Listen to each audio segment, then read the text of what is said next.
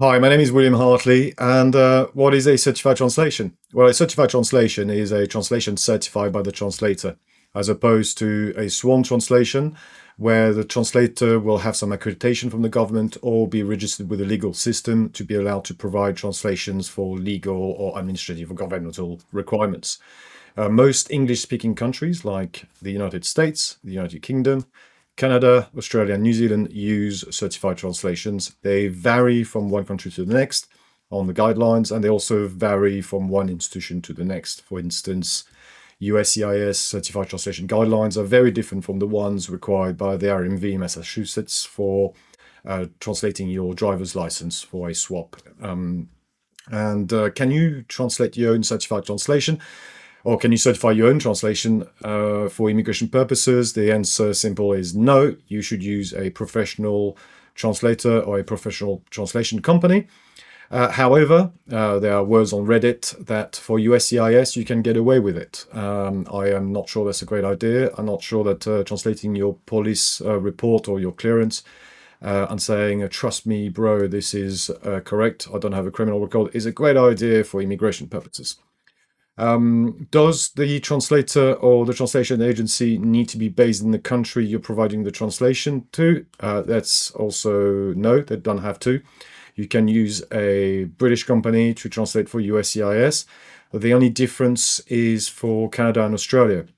If you are inside Australia, you need to get a translator that's accredited by Australia. However, if you are outside of Australia and you're applying for a visa for Australia, you can then use a translator that is part of a translation body in the country you are in. For example, ATC for Europe or ATA in America. And Canada. For Canada, you need to use, if you're not in Canada, you need to use a translator that's part of an accredited group.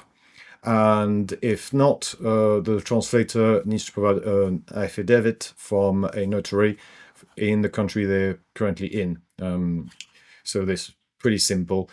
I will provide a link to our website. We cover each country. We cover as many institutions as possible, so you can check the requirements for each. We also have the sources for the information. So I'll show you an example of a certification cover letter.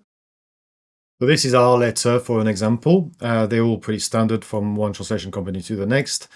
This is the one we use for UKVI, Ireland, and our USCIS is quite similar. So we got a few templates from one country to the next. One question I didn't answer earlier is, do you need a physical copy? So yes and no, it depends what for. So if it's for immigration purposes, USCIS and UKVI don't need one. Some institution might need a wet ink copy, meaning with a proper stamp and signature on it. But for UKVI, you just need or USCIS, you just need a digital copy. Again, if you have any questions, you can go on our website with live most of the time. There'll be me, Michael, or Christian to answer questions. So we got the address of the company. Obviously, that this is a certified translation.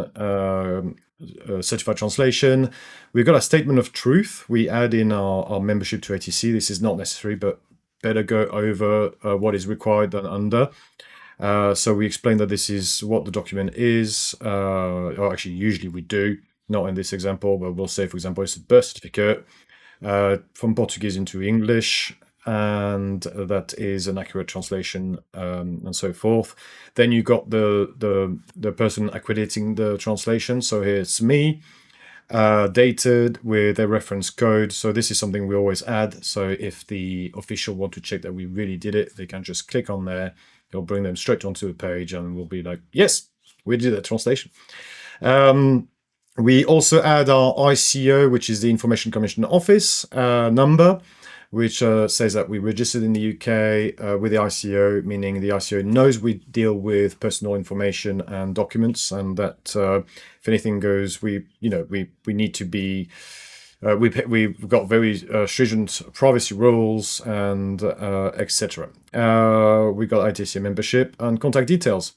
This is pretty much what you'll get standard. Now, for other organizations, we've got different cover letter, and we cover these on websites, and you can go on there and you can go on certain.com we cover much of these countries, and then go to the country, then you get the institution, and we'll explain what you need to get done. So that's it. I hope it was all clear. Like I said, we're online. If you have any questions, you can put them in the comments below. I'll be making more videos, especially covering particular documents. Bank statements can be insanely expensive for immigration purposes. There's ways of bringing the costs down, so I'll be making a video very shortly about that. And if there's a video you'd like me to make, put it in the comments below. Also, as usual, like, subscribe, share, etc. Have a great day. Bye.